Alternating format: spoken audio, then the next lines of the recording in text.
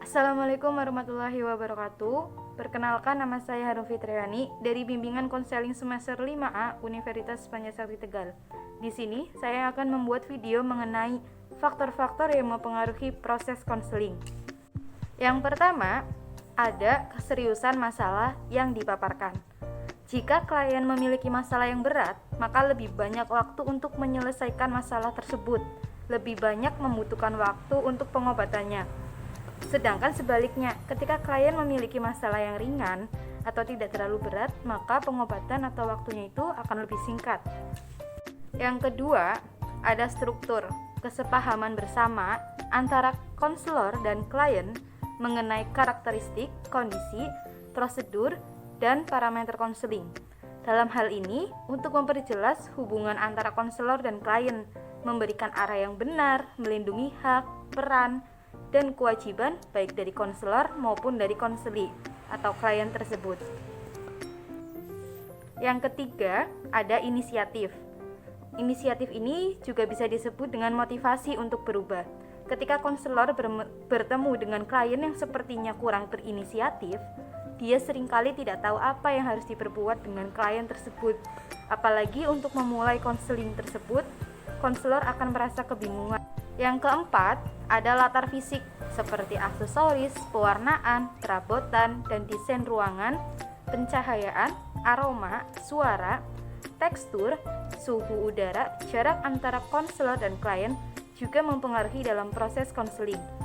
Dari konseling yang sudah saya lakukan dengan Sally, itu ada beberapa yang termasuk latar fisiknya, seperti suara. Suara pada konseling tersebut harus jelas. Suhu udara di tempat konseling tersebut juga harus maksimal. Jarak antara konselor dan klien juga harus disesuaikan, jangan terlalu dekat dan jangan terlalu jauh. Pewarnaan dari ruangan tersebut juga sangat mempengaruhi terhadap konseling tersebut. Yang kelima, ada kualitas klien. Cara konselor dan klien saling berkenalan merupakan hal yang vital dalam membangun sebuah hubungan yang produktif.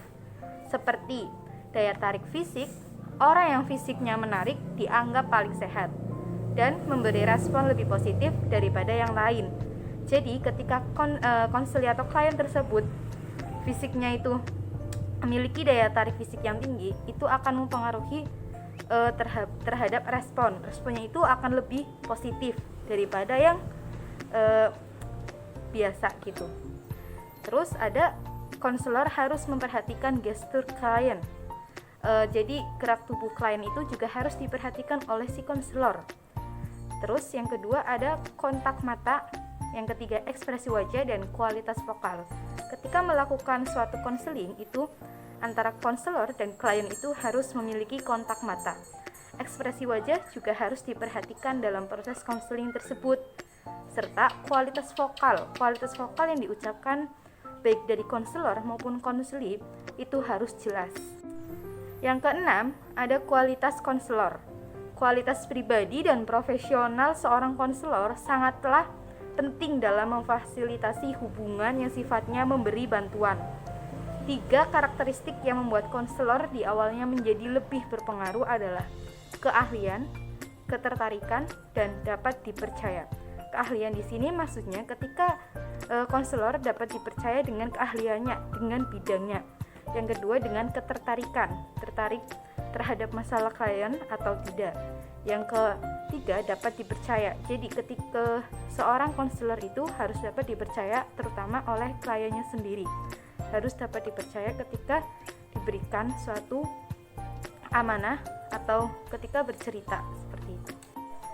Mengenai faktor-faktor yang mempengaruhi proses konseling sendiri, saya akan melaksanakan suatu proses konseling dengan klien saya yang bernama Sally Dwi Putri.